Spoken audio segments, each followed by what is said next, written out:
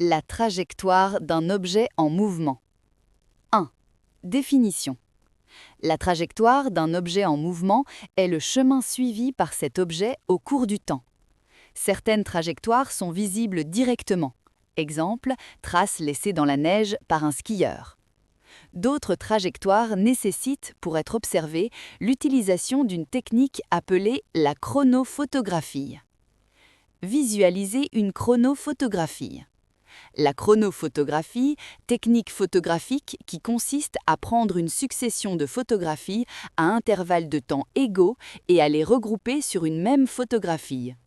Elle permet de décomposer des mouvements trop rapides pour notre œil, de visualiser des trajectoires et d'avoir des renseignements sur la vitesse de l'objet. 2. Les différentes trajectoires. La trajectoire rectiligne. La trajectoire du phare arrière de la voiture et du centre de la balle de tennis sont des droites, ces trajectoires sont rectilignes. Les trajectoires circulaires.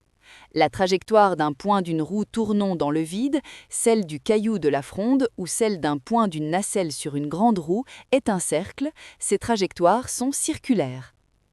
Les trajectoires curvilignes. Les trajectoires observées sont des courbes quelconques, ces trajectoires sont curvilignes. Page 3.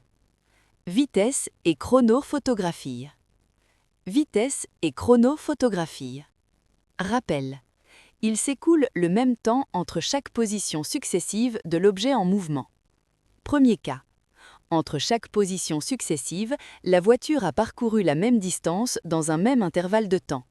La vitesse de la voiture reste donc la même au cours de son mouvement, sa vitesse est donc constante, le mouvement est uniforme. Deuxième cas. Entre chaque position successive, le motard parcourt des distances de plus en plus grandes dans un même intervalle de temps. La vitesse du motard augmente, le mouvement est accéléré. Troisième cas.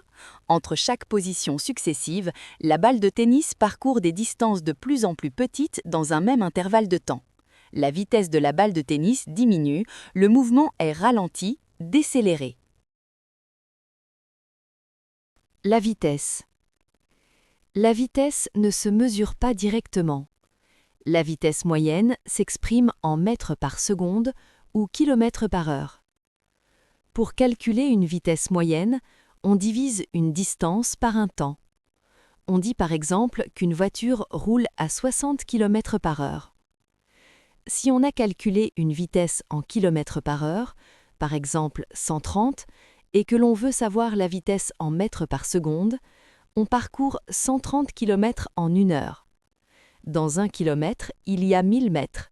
Donc 130 km en mètres, on fait 130 fois 1000, donc 130 000.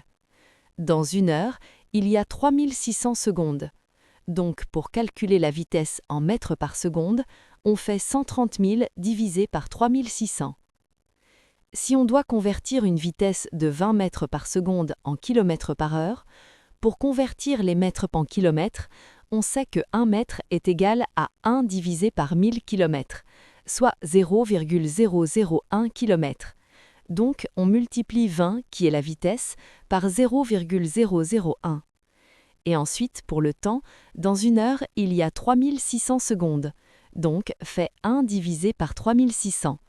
Et on fait le résultat de la première opération par le résultat de la seconde opération.